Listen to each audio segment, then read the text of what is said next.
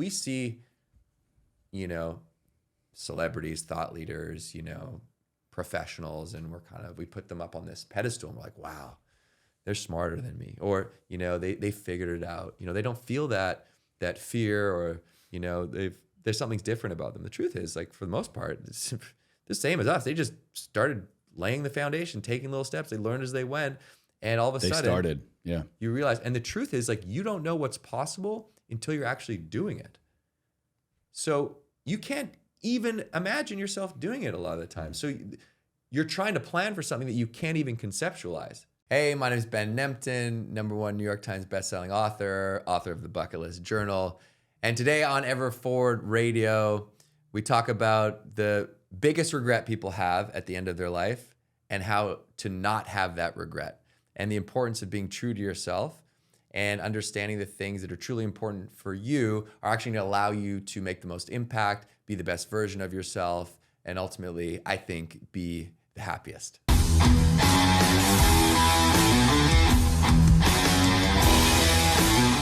Well, where to even begin with a guy like you? You have done it all and put it on TV. But more than that, you've shown a lot of people, I think, what they don't want to miss out on in life. Is that the mantra? Is that the mission? Is that the message here after all the crazy shit that we've seen? Yeah, I think that the message is be true to yourself so that you don't have regrets at the end of your life. But it was definitely not the mission when we started this. We were just, a couple friends that were, we were all kind of struggling, to be honest. Like I got really depressed when I was in my first year at university, and I put a lot of pressure on myself to succeed. So I was high level rugby. Like I played on the national rugby team in Canada, which is like, I would say the third biggest sport in Canada behind hockey and hockey.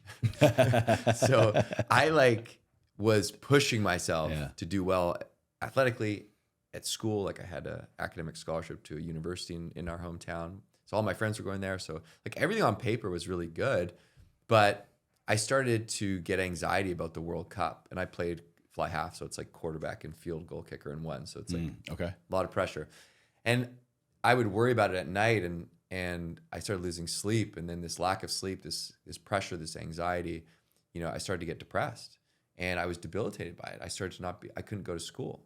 I couldn't go to rugby practice. So I dropped out of school, got dropped from the team. I was shut in my parents' house.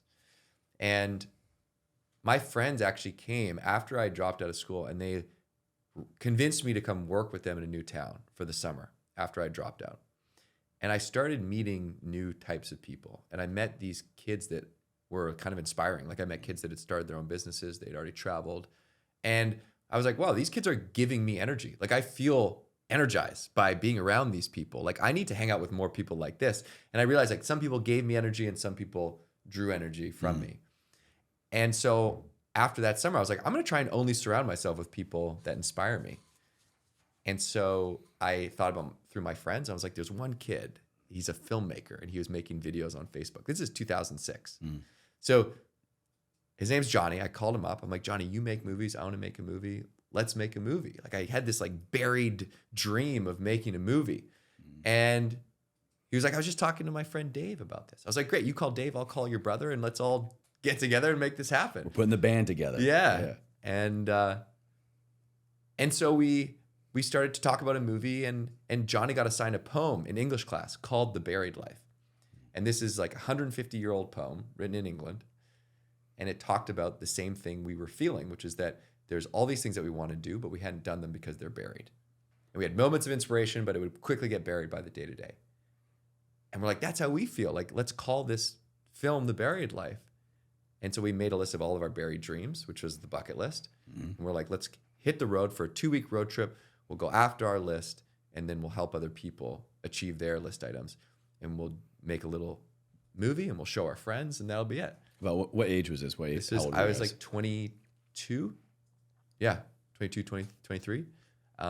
Packed full of ambition and energy at this time. Yeah, we were just and what I realized was writing down these dreams was so liberating, because what I had been doing was I'd been living my high school dream, but it actually wasn't my dream. It was the dream that I thought I wanted, or what I what was expected. You know, it was, and these were really like, I wanted to make a film or a TV show, or like I wanted to be creative and have like these adventures. And so writing down this list, and we just pretended we had all the money in the world. We pretended we had the ability to do anything. So like there was no rules. Yeah. Like that was the one thing. It's like anything's possible. What would you do? Delusional optimism is my favorite thing in the world. Yeah. And that naivete too, when you're young, when you're like dumb, young, and broke. And so we made this wild bucket list. We begged, borrowed, and stole to get enough like money and resources to go on a 2-week road trip. Got a secondhand RV and a secondhand camera. You know, started throwing parties as fundraisers so we could pay for gas. And we were like, we literally cold called companies out of the phone, but pretending we had a production company looking for sponsorship. Wow. We got like the whole community rallied together and helped us. Some cafe gave us lunches and we hit the road and we're like, 2 weeks, let's go. Can I get a couple of these lunches to go? Yeah, exactly. We needed them. Some box lunches. Red Bull gave us Red Bulls and a granola bar company gave us granola bars, and we lived off those for 2 weeks. Damn. So we're like, so we run it and we go, and people started to hear about it. And it was got in the news a little bit, and then more news. And then people started to email us being like, hey, I saw your list. I can help you do this. I can help you do that. And then people sending, hey, my dream's this. Can you guys help me with this? So we started to get all these emails. We're like, what's going on? And so this 2-week road trip ended up lasting 10 plus years. And then the list items that we thought were impossible, beautiful, they slowly started to happen, right? And what I realized was like there's this, you know, this power of writing down your dreams. Like that's like it forces you to slow down to think about what's important to you. But the next piece was we started to talk about them and we started to take action. And we didn't know how we were going to do them, but we didn't care. And as we shared and sort of moved through the kind of like fear of like, what are people going to think of this like crazy, like we're trying to play basketball with Obama. Like it's, you know, these are like absurd goals, but people wanted to help. Yeah. And so we just sort of continued to do this. And then we realized that, hey, people are starting their bucket list because we're doing ours. And so this ripple effect of doing what you love and then inspiring other people to do what they love, just like I'm sure you've heard through your podcast, like you're doing what you love and you're inspiring other people. So this like intangible ripple, we're like, oh, this is like a win-win. We get to do what we love and we get to make an impact. It's like, I'm helping you. No, I'm helping you. Yeah. And so, you know, very unexpected, rooted in this very deep, dark depression, but realizing that part of the way that the reason why I was feeling that way was because I was not being true to what I really wanted.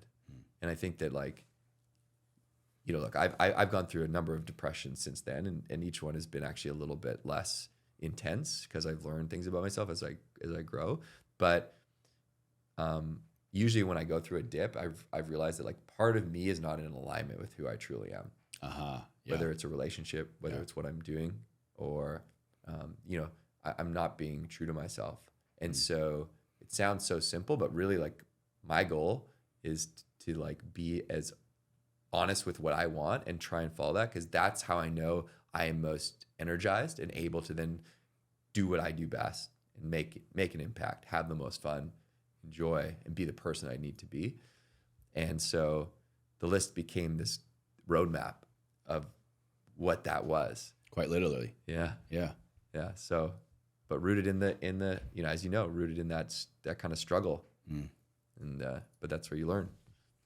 When you were talking about your depression there, depressions, bouts of it, you said that you began to kind of realize or get better at realizing that a part of you was just out of alignment.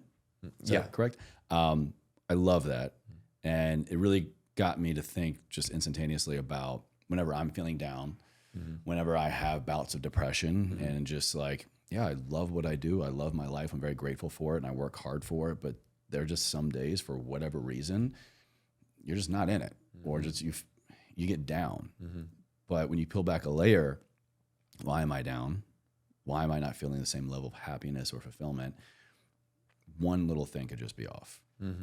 One little thing that is keeping me out of alignment with my happiness and fulfillment is all that it takes. And so I think that's very powerful. So I would, if you could unpack that a little bit more to help somebody understand that and then really objectively look at this depression they're feeling, this day, this week, this month, this decade of whatever they're going through, how can they look at the variables of their life to see where they're maybe out of alignment to get out of that?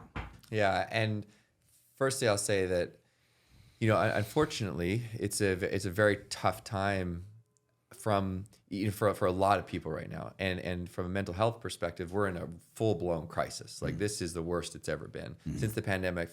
Feelings of anxiety and depression are up. And so if you're feeling like this, you're really, really not alone. Like, and I know that I've heard that a lot. But until I actually understood that, like when I first went through my first depression, I really thought I was crazy, right? Like when you hit your first mental health crisis, like a full blown crisis, you think there's something broken. You're so far from center, so far from your norm. Yeah. And so I think just the awareness that, look, this is, a lot of this is the human experience. And there is actually a lot of good things that will come from this. And other people are going through it. And it's okay to feel like this sometimes. So the first thing I would say is, if you can, talk about it with a professional, if you can. And if you don't have access to a therapist, there's the new suicide emergency line. It's like 911. I think it's 988, but I have to double check. So please, we'll fact check that, everybody. Yeah. But there are, someone that loves you, someone that cares about you, at least, and the reason why it's so important to talk about it is, one, what I found is these things that are circling around your head are much scarier when they stay inside your brain. But when you talk about them, they lose their charge a little bit. And then you're also able to break them down as you talk about them and kind of understand them a little bit. But you also give someone the opportunity to help you. And if it's the only reason you do it is just to open the door, so then that person can come back to you in their time of need, because they will eventually need to lean on you for support. Because the truth is, if you look at just the research, everyone's going to go through some sort of mental health crisis in their life. It won't necessarily be due to a mental illness, but from bereavement, through the loss of someone, divorce, getting let off for a job. There's these big moments where we're going to hit a wall. And so when you reach out for help, what you're really doing is offering a hand for them to come back, right? So I think that's the world we want to create, is this connectedness and compassion. But it's about talking about it first and foremost, so you can start to really understand what's going on. And for me, and I can only really speak to my experience, because depression it's very different for everybody. But for me, having a therapist that I know I can call on, right? I don't talk with them every week, but I call her when I need. You just know she's there. Yeah. And then I have a great support network of friends that I know I can talk to and support. And now I also understand things that are good for me. So I know that sleep is paramount. I need to get 8 hours of sleep. And that's almost my metric of success, is, do I sleep through the night? Because if I sleep through the night, you're a good company, man. I'm all team sleep. Absolutely. Yeah. Same metric. Because it means I'm not worried about anything. So and then I'm energized. So, sleep, obviously exercise and, the usual suspects, meditation. I like transcendental meditation because it helps me get to sleep when I can't sleep. But also purpose. And that's what I think is effective with the bucket list, is it helps you define what those things are that give you that sense of purpose. And I like to break down a bucket list, so it's not just a blank page of what's your passion, what are all the things that are important to you. You actually think about all categories of your life. So you think about, travel and adventure goals, but then you think mental health goals, what's going to reduce your stress, physical health goals, financial goals, material, relationship goals, which is a big one, because most people, a top 5 regret of the dying, which is from Bronnie Ware. She wrote a book called Top 5 Regrets of the Dying. One of them is, I wish I would have stayed in contact with friends. So, what are the relationships that are important to you that you need to invest in? So kind of looking at your life holistically and thinking, which areas of these am I deficient in that are really important to me? It doesn't matter if it's a big goal or a small goal. The only thing that matters is like it really means something to you. Yeah. And so I think like, being able to identify what those things are, which is that awareness, and then starting to protect time so that you can do those things. Because the truth is, these are the things that get pushed under the rug because there's no deadlines for these goals. So you want to create accountability and protect time and start to move towards those things so you're filling yourself up. And so that's how, those are the things that sort of work for me. But, I think the biggest thing is talking about it. I want to go back to one of those 5 things there, the quality of relationships. Yeah. Someone like yourself who has committed, did commit at one point in time to a very outlandish goal and ambitious and everything. Yeah. You didn't do it alone. So do you have a kind of a litmus test of quality relationships for people in your life? How do you maintain them? How do you nurture them? Does that change for you over time? So the relationships that I value are the ones that I still subscribe to this idea of surrounding myself with people that inspire me. And that means that I feel more like myself around them. And I feel energized. So if someone's giving me that energy, I am very excited to hang out with them. You're my people. Yeah, exactly. And did we just become best friends? Yup. And so now that I'm like, okay, this is an important person for me to be around. And this also goes for like my friends back home in Vancouver who are so important to me, but I get to see them once or twice a year. So I know I have to go out of my way to maintain a relationship with them.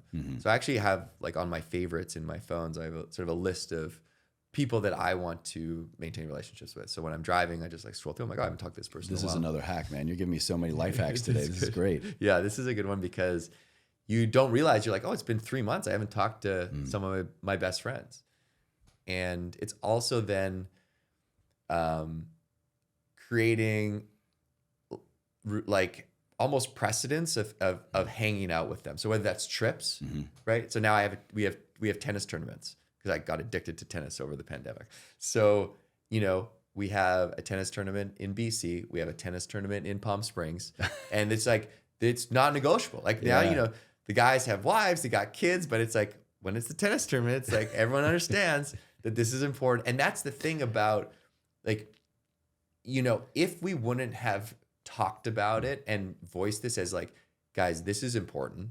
And we've done it before, so we're going to continue to do it. And that's the accountability that you need. So you communicate it, people understand it's important to you, then they support you to do it. And then you also have other people that keep you accountable. So, trying to create the accountability around, nurturing those relationships and having the awareness of like which ones are important to you.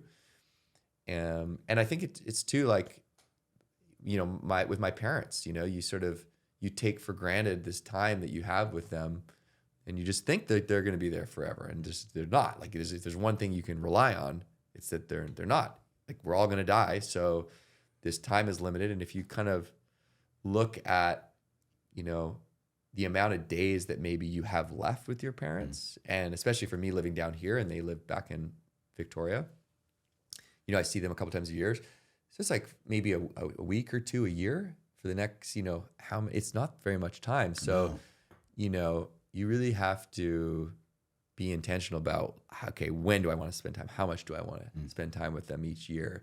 And so, because that's the stuff that you get so busy and you get buried for the day to day. So I think the relationships and for me, dude, honestly, like, I said, like, I've been through some rough patches in the past, and the thing that's brought me through them are my friends, like whether it's going through a really tough breakup or whether it's just being down and depressed, like having my friends show up for me and like calling me every day and just like, and you realize like that's all that matters is that type of support. So you can be that. If you don't feel like you have it, you can be that for other people and it will come back to you, And so like now I'm very aware that like, if there's someone that, even if I don't know them very well, but I get that energy from them, I'm like, I really like you. Yeah. Like if I if I know that something's happened or they're going through it or they went through a breakup or something, like I'll just like keep calling them and be like, hey, how's it going?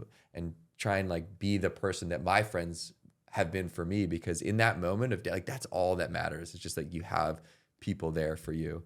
Yeah. And so, but that type of relation takes an investment.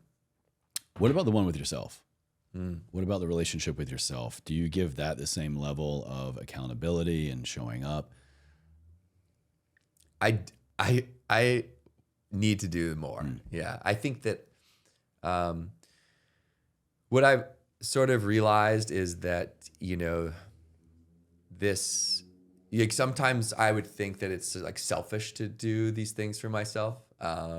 And I think even if you think about just having a list of things to do, that you're like, okay, I've got a lot of work to do. I got a lot of people to take care of. So yeah, the trip with friends is important, but like I have a family, or that, I have a job, so I can't necessarily go and take this scuba diving course because, I've got to provide. And that's true. But if you don't fuel yourself, you're not going to be a good parent. You're not going to be a good partner. And so this idea of putting yourself first so that you can then serve others, I think is something that I'm like working on, but I really know is a truth. And so that's something that you need to sort of reinforce daily by like actually putting stuff in your calendar and making sure that you get those things that are truly important to you. Because, anything that's going to bring you back to who you truly are is going to allow you to make your biggest impact, I think. I agree. Absolutely. So all these things that you've done and the relationships that you've made and experiences that you've had, I'm assuming is what you've now kind of boiled down into this guy right here. To take your experiences, your life lessons, and just what is really freaking possible when you make a choice in your life and go after it. So why this piece of work now?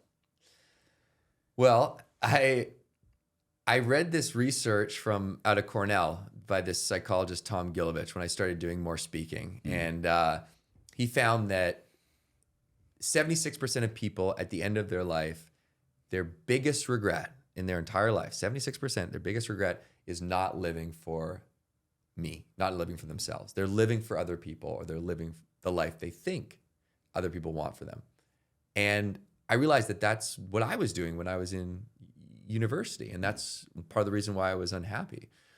But I was shocked by that stat. Like, that's a lot of people, right? That's majority. That's over 3/4 of the population will live their whole life, reach their deathbed, reflect on their life and be like, what? Yeah. I blew it. Makes you kind of think about what the other 24% are doing. Yeah. I mean, they're somehow figured out that they gave themselves permission to do those things, or they prioritized them. So I was like, whoa, okay, that's wild. Why does that happen? And so there's 3 reasons. And the first is there's no deadlines for these personal goals. So we push them because something always has a deadline and it's more important. It can wait. Exactly. Back burner, so we think we have all this time, right? We just sort of like, we'll do the trip next year. The second problem is that we're waiting to feel inspired, but the inspiration rarely hits. We're waiting for the right time. The right time never hits. And then the third problem is fear. And this is the biggest. The biggest barrier they found is fear of failure or fear of what other people think. So you look at, okay, how do we overcome those 3 barriers? Well, there's no deadlines, therefore we need to create accountability. So how do you create accountability around your goals? Well, that's what I tried to do with this journal. It's basically your accountability buddy, right? You write down your goals because then they're not thoughts, they're real. That creates a bit of accountability. You share your goals because then you feel accountable to people. If I tell you, you know what, like I'm going to write my next book this year, I'm going to finish it by the end of the year and it's going to be fantastic. And then I run into you 6 months later and you're like, hey buddy, how's the book coming? And I'm like, damn it, I better start writing that book. Yeah.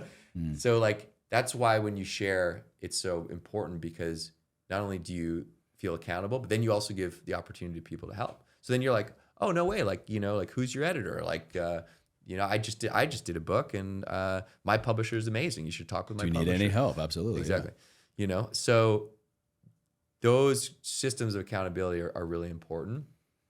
And when you set a deadline, when you set a reward, when you choose an accountability buddy. So what if I said, you know what, my goal is to write a book. I'm gonna send you a chapter every month, and I just want your feedback, or just want you to check it out, or maybe even nothing, just to know that I got to send it to you. Exactly. You know? Exactly. Or maybe you send me an email being like, hey, how's the book going? So, you know, the accountability buddy is important. And so that kind of helps you get over the first barrier. The second barrier is the waiting to feel inspired. And so the simple truth is you create your own inspiration through action. Like you're never going to wake up and be like, yeah, let's go. You know, you actually have to take that first step, and you're like, oh my God, I didn't think about this. Like you start to write, and then you get that into that flow, or you start to train, you start to feel better step by step. And so you're the architect of your own inspiration by taking action. Hell yeah. And so the easiest step you can take is the best step. And writing it down is the first step, I think, because that's something that you're 40% more likely to achieve your goal just by writing it down. You start to create this momentum, and you also force yourself to slow down and think about what's important to you. So these small steps, you don't need to know how you're going to achieve it, right? Like you usually don't. You just kind of figure it out. Exactly. In my experience, at least. I think so too. And I've also had experiences where I over-plan the heck out of it. Hell yeah. And then I forget to take action. But the truth is, action is a plan. Taking action is your plan, because you'll learn as you go. And so identifying the easiest steps that you can take, breaking down that big goal into small 48-hour action items, just like you would like a monumental task at work. You would just like break it down. You'd ask for help, you know. What are the little rocks? Exactly. You know, and slowly you get there. Like we see, you know, celebrities, thought leaders, you know, professionals, and we put them up on this pedestal, and we're like, wow, they're smarter than me. Or, you know, they figured it out. You know, they don't feel that fear, or, you know, there's something different about them. The truth is, like, for the most part, it's the same as us. They just started laying the foundation, taking little steps. They learned as they went. And all of a sudden, started. Yeah. You realize, and the truth is, like, you don't know what's possible until you're actually doing it. So you can't even imagine yourself doing it a lot of the time. So you're trying to plan for something that you can't even conceptualize. Yeah. Yeah. So you just need to get there, and you'll prove to yourself that it's possible. And like, we did that by accident, just by charging blindly into the night again, like after these big list items, you know, have a beer with Prince Harry, make a TV show, play basketball with Obama, sit with Oprah, all these things we had no business doing. All of a sudden we're like, whoa, we're here. So we just did something that when we wrote it down in the summer of 2006, I was convinced that was impossible. And now we're doing it. So I've proved to myself that these things are possible. So moving forward now, I'm not like, I can't do that. It's, do I want to do it? Does it align with who I truly am and what I want? And I think everyone has the ability to prove to themselves that these things are possible. And, you know, and I also feel privileged to be able to have done the things that I've done. And I know that everyone's journey is very different, but it's not about the accomplishments. It's about doing the things that you really love, like that are really important to you. And those are, as I said, like big or small. So, you know, when you start to just take those first steps, like I think we're the first people to stop ourselves. Truly. Yeah. And so it's the easy steps that start to move you forward. And then the last problem is the fear, which is very real. Like we all feel it. These are like taxes you have to pay to achieve your goals. You just have to know. Yeah. Yeah. Because that discomfort is really growth. Like you just need to get comfortable with being uncomfortable because you're learning about yourself. Doesn't mean that you have to succeed. Like you're going to learn regardless. So if you fall flat on your face, you're still going to have learned. And I think that you should look at each of these as experiments, right? Or little projects that you're just like, you're testing out. You're not only seeing if they work, but you're also seeing if you really like them. Because you might write a book and be like, this is awful, which is mostly Turns how out you I feel. don't want to write a book. Yeah. And so you you release some of that like pressure by just being like, I'm going to try this, see how it goes. And, but you still have this fear about what other people think, right? You write a book, you're like, is it going to be terrible? Is it going to fail? Or people, so we all have this fear of what other people think. But the truth is, it's like people just aren't thinking about you as much as you think they are. That's the bitter truth. Yeah. And it's kind of liberating. You're like, all right, well, no one really cares. So they're also more supportive, I think, I found, because people have really helped along the way. So like, fear of what other people think. And then you look at the fear of failure and you're like, okay, what are the real risks? Like, let's write down what's at risk here. Is it my financial well-being or the well-being of my family? Those are real risks. Or is it like, I'm going to look bad? Or maybe it's like, I don't know if I have the time. Like those, you might need to look at and be like, okay, is this something that I really want to stop me? Or is this just me, getting in my own way? Or even the fear of, what if this actually works? Right. The ripple effect of possibly what my life is going to look like if what I want and what I want to work for, I accomplish. Because when you cross that finish line of your Everest, you are not the same person. You will, I believe, radically look at your world, internally and externally, very different. And that is very overwhelming.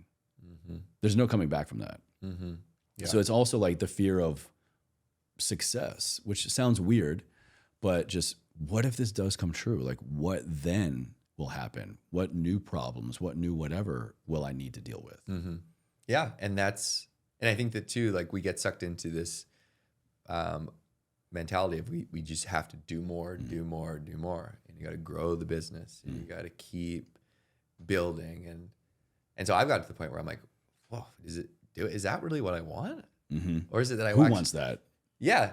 Yeah. And the truth is not really. Like what I really want is to simplify my life and to have, more time to do the things that are outside of the work, but it's really hard for me to get out of that mentality of more and more and more. I think I'm actually doing this interesting work with an energy healer who's like looking at like old patterns that maybe are from like when I was young or even ancestors. Ancestral, yeah.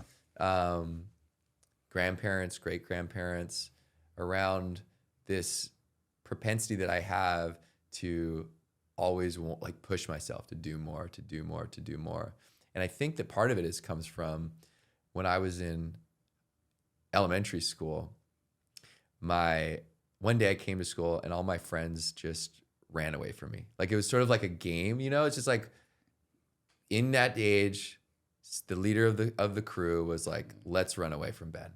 Ben stinks today. Yeah. And every day. Yeah. And they just ditched me. And it was just like, and it was so painful, right? Like, I don't know how long it lasts, like a week or two. But I think that I was like, you know what? Like, I need people to like me. Like I better like do well at school, better do well in athletics. And, and so these things happen to us when we're younger that could be like seemingly small things. And they start to run this racket on you that you don't even realize you're imprint hard sometimes. Yeah. We don't realize. Yeah. And so that's something that I'm looking at. I'm like, oh, like this is like a pattern that I see I've been doing. And maybe it's something that I need to look at from when I was younger. And so, yeah. So looking at that stuff and then also having the awareness step back and be like, okay, I need to now set up like some boundaries, and I need to set some rules for myself. So I'm doing like, most of my time is spent doing keynote speaking. Now I've got like 140 keynotes this year.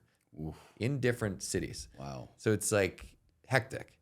And launching the book and then, doing all the other stuff that comes along with this. And so I'm like, I need to like really like communicate boundaries to everybody and make boundaries for myself. So you just make rules. So I started to make no keynotes on the weekend, taking August and December off, no keynotes, not more than like 3 back-to-back. So these types of things. And like whatever it is for you, that you start to feel this propensity to slide back into this thing. Like, what are the rules you need to make for yourself, and then communicate those to. So it's the same as with your list items, right? Like, by talking about them, you make them real. And so, you need to protect yourself, and then you need to protect time to do these things. So I think it's the same idea, but it's so easy to get like swept up. And I think that that's one of the things that I've realized, that, this has been happening for hundreds of years, right? Like the poem, The Buried Life, talked about it almost 175 years ago. Research found it to be true. Like, we're not going to get less buried moving forward, because we're going to be less connected. There's going to be more crap that's going on. There's going to be more stress. All of these things push down those true passions and who you truly are, basically, right? You start to get on this treadmill, and you're like, okay, we got to just survive here. And so this is like the human condition, and it's arguably like the biggest problem on earth, if 76% of people say it's their biggest regret on their deathbed. So it's important. Like, this is not like just you going and like saying I just got violin lesson. Like, this is like your expression of yourself is through your violin, and you need to go to that lesson, and you need to perform. Like, that is so important. It's like these things that we think are trivial, these are what make us who we are, and allow us to be the best version of ourselves. And therefore we can be a better father, mother, sibling, professional, leader, athlete, whatever. And I just think that we start to tell ourselves that these things are not as important as they are. And you need to not think about what you think right now. You need to think about what your 90-year-old self thinks. And you need to consult your 90-year-old self and be like, yo, do you think you will regret me not doing this? Because if the answer is yes, you don't have a choice. Like, you have to do it. As long as like your basic needs are met, like, and you're not risking the health and well-being of yourself, and you need to do it. I usually do things the opposite of that. It's like, future Chase is going to be really pissed about this, but right now Chase he's very happy with this bad decision. Yeah. I can only, I think, say this, and I think you would agree, and I think anybody who has stepped out on their own to create something, to start their own business, to put themselves out there in any way, I only think these people probably know what I'm talking about. But until you prove it to yourself and show yourself what you can do, and show yourself what you can do consistently, I think a choice needs to be made, and that is anything is possible. Like, infinite potential. I'm curious, do you think, is it more of that, the lack of understanding around infinite potentiality, or the inability to choose that, or fear? Is there a difference? If we overcome fear, can we tap into infinite potential? If we choose infinite potential first, does that then help absolve us of our fear of taking action and choosing whatever it is on our list? I think that it's a really good question, because they are so interconnected, but I think that it is pushing through the fear. Because I think that if you think about this barrier that we feel, this anxiety that we feel around, like, what if I fail? What if I fail and then people know about it? I think that's the first crippling thought that stops us in our tracks. And I think at the same time, it's a really hard question to answer, because we got really lucky, because we thought, okay, just for fun, let's pretend anything's possible.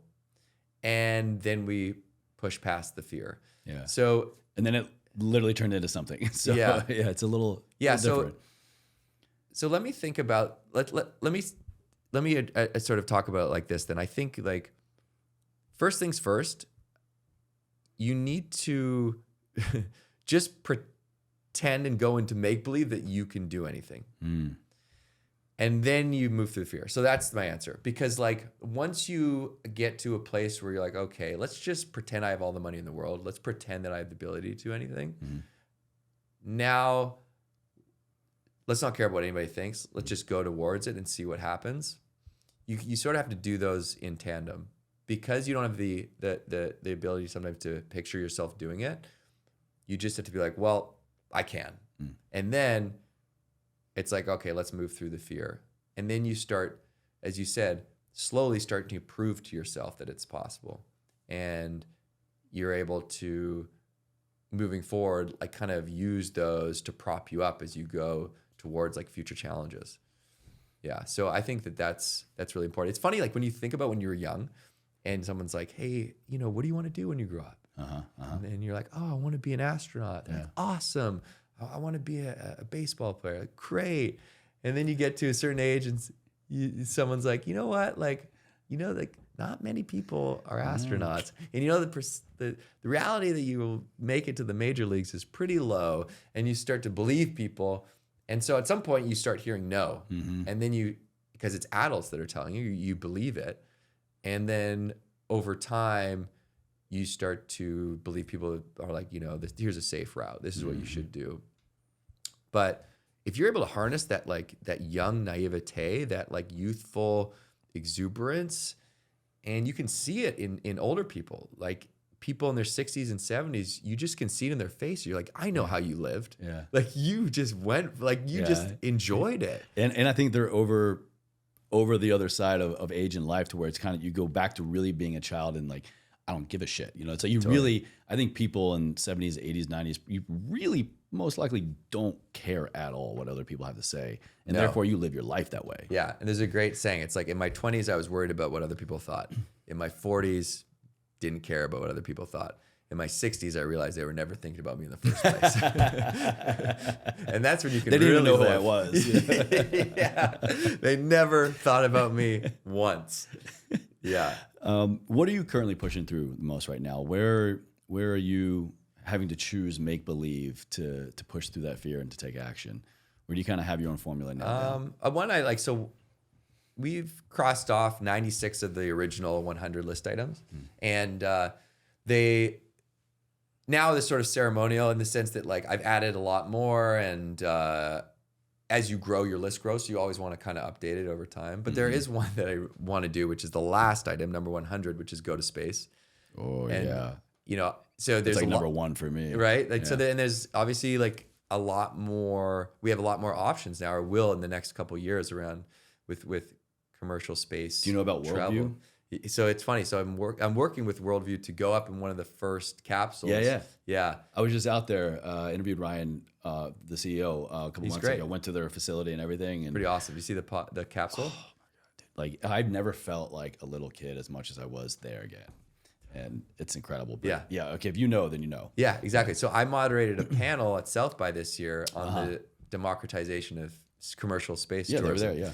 So it was Ryan, it was the head of Space for Humanity and the Commercial Space Federation, and just talking about how quickly this is going to be a viable option for people and that don't make $1 billion a year, right? Or whatever. So but I think what's interesting to think about is the impact that can the ripple effect that can have. So you experience this overview effect.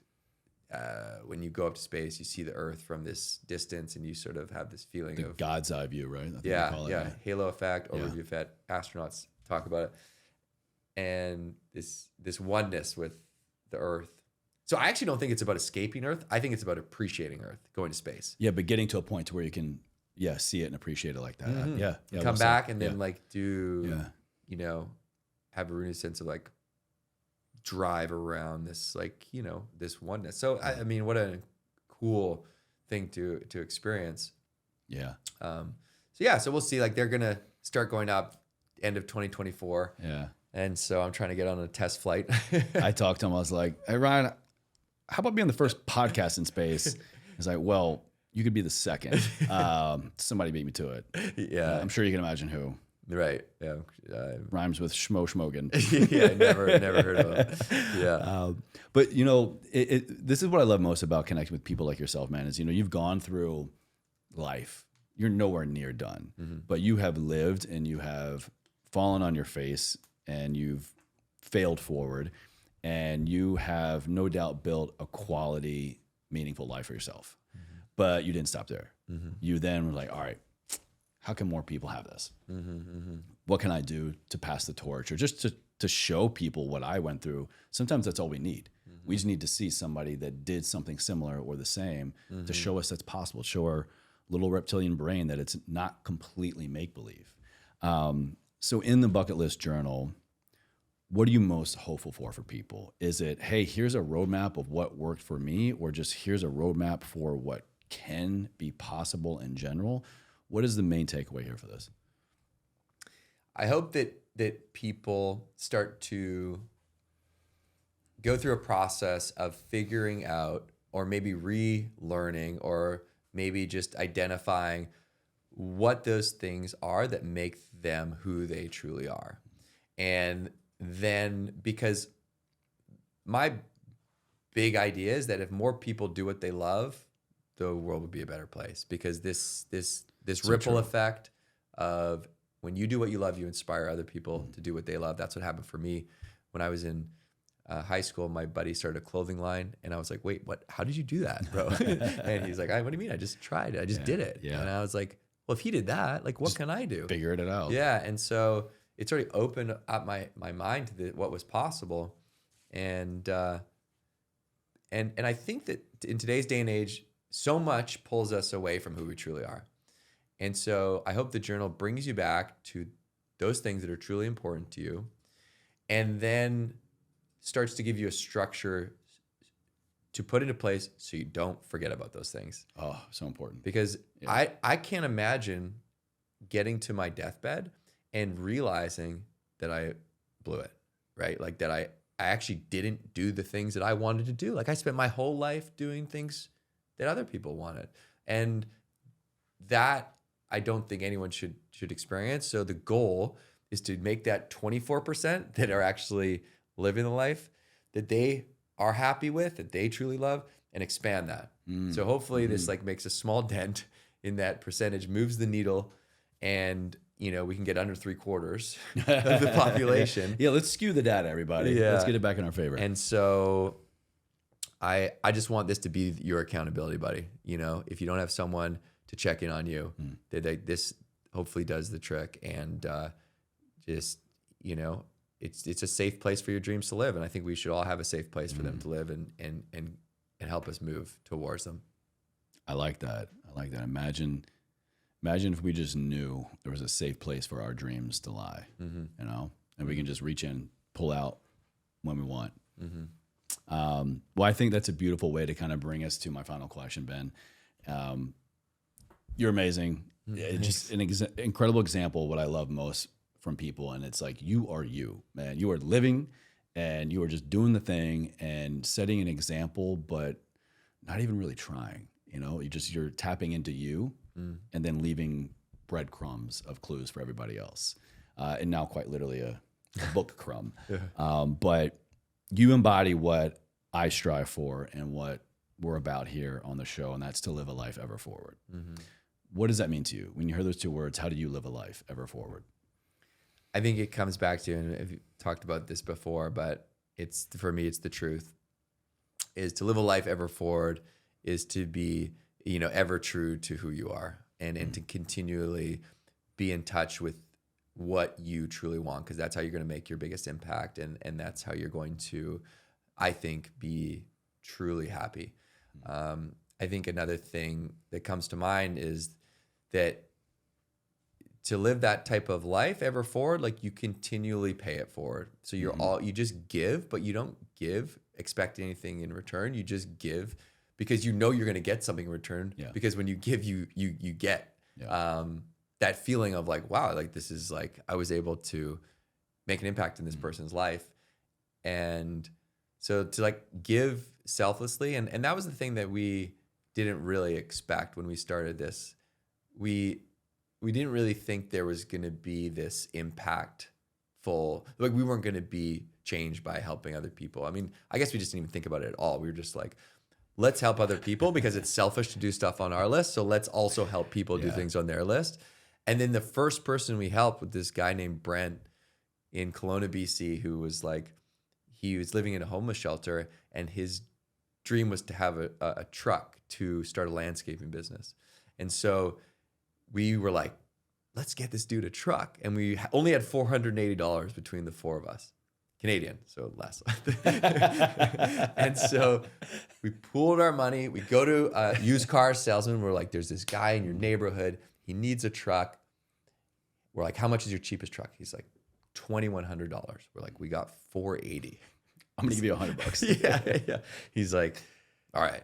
No shit. Yeah, gave us the truck, paid. We didn't even like know that you had to buy insurance. He paid for insurance out of his own pocket, drove the truck up to Brent, threw him the keys, and Brent was just, I mean, no one had ever done anything like this for him in his life. Wow. And he just like bear hugged me, started to cry. We were all like there together and we were all just like, wow, this is crazy. This is, I guess we got to keep doing this. This is what it's about. And so that from that moment forward, the backbone of the whole project became helping other people because, and then even when we did the show, we were like, we knew we had to lead with the exciting, crazy streak a field or, you know, survive on a desert island, like ask out Megan Fox, like all these kind of big ticket list items. If you got any tips for Megan, let me know. No, I don't. I failed miserably. I actually had her on the red carpet right in front of her and I totally blew it. But Duncan did ask out Taylor Swift the next season, so that was good. He succeeded. I failed. But basically, you know, but trying to weave in these stories of helping other people and that became like what the ethos of the whole project, show, you know, the book, and even in the journal, it's like every time you start a page to start to go after your list, the last thing is after you complete it is like, who can you help do this? And so I think that's, you know, I think the older you get, the more you come to like realize like that's what matters. And that's also what makes you really happy. And it's to do it without like expecting something else. You just do it. And then like eventually it's just like good stuff will happen. So true, man. Literally just, it's literally that simple. I think it's just be a good person. Be a good person, bro. Give more than you get, because eventually you will get more than you give. And then just good things happen. Yeah. Be a good person, work your ass off, do what you say you're going to do. Like those are like, for me, the 3 keys to success. Yeah, man. Well, Ben, it's been a pleasure having you on the show. Can't wait to dive more into the bucket list journal. Thank you so much for this. Going to have it down in the show notes for everybody to check out. It's a pleasure. Thanks, man. Yeah, it's been great. I appreciate it. Very welcome.